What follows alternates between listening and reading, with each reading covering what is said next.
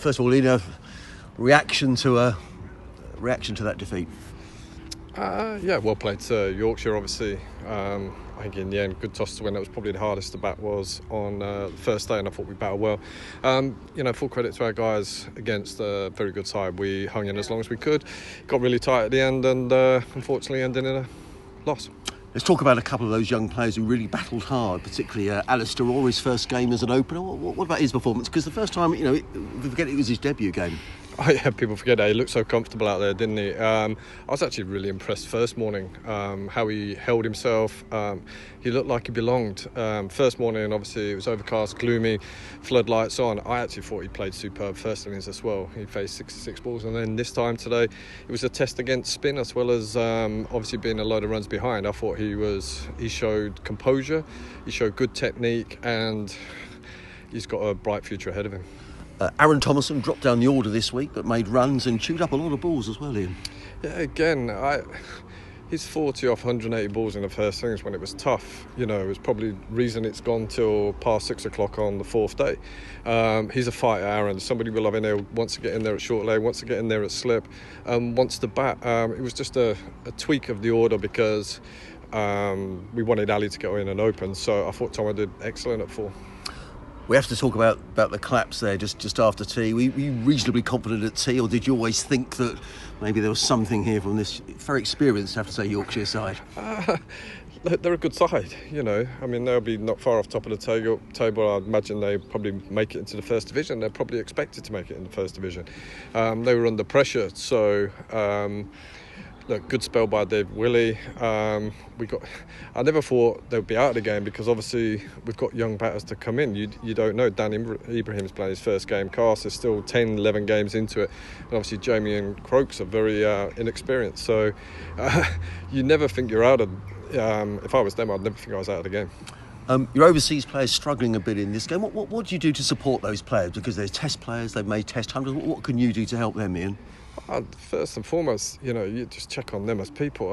It's really important. I know lots of other stuff that other people don't know, but they'll be as disappointed as anybody. They are good players, and as my good coaches in the past have said, beware of players who haven't scored runs. They've got a record like they have because they've got a big score around the corner. You mentioned Jack Carson there in batting. Can we just talk about his bowling yesterday, particularly when he was bowling to David Malan, who played a magnificent innings, but Carson's performance, particularly bowling against him? Look, David's a good player. What's that? 200 and 199 his last 2 innings in 4-day cricket. T20 number 1 batter in the world. I thought Jack bowled superbly. He's the glue that we build our attack around at the moment. He's 20 years old.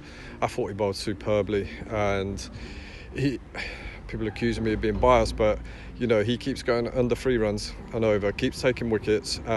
He's probably, I think, the second highest wicket taker spinner in the country.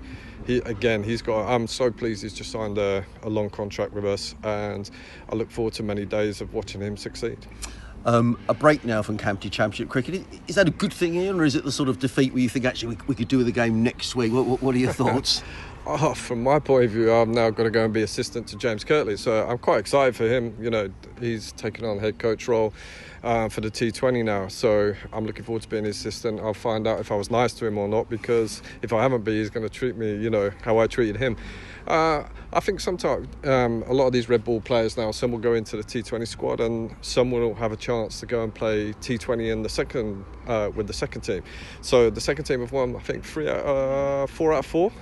And so they're going well in that card. I think of somebody like Tom Haynes, for example, who's been battling all season, 600 runs, playing straight, defending off, and he's got a chance in T20 to actually release the shackles and play a few shots. And sometimes for younger players as well, I'm sure it's a disappointing defeat for those younger players, but sometimes in defeat, and you'd have perhaps had it in your career, can you learn from days like today, Ian? I'll repeat this every time. It's only ever a loss if you don't learn from it. And you look at Ali Orr to come in and just show the composure that he potentially could be an opener for this club for a very long time. Look at Dan Ibrahim, age 16, and what a debut he's had. Then you look at Carson continuing. Atkins, his first ever fifer. He's now got 10 wickets already in 3 games.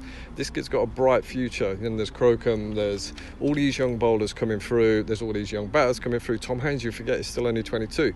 The future's bright. The thing is, I know that they're all going to be massively disappointed. That this team hates losing, and so we want to put it right. And we keep talking about we want to take games deep into 4-day cricket. We want to be on the other side of the results, obviously. But if we don't learn from it, we won't get better. But I assure you, we'll learn from these mistakes.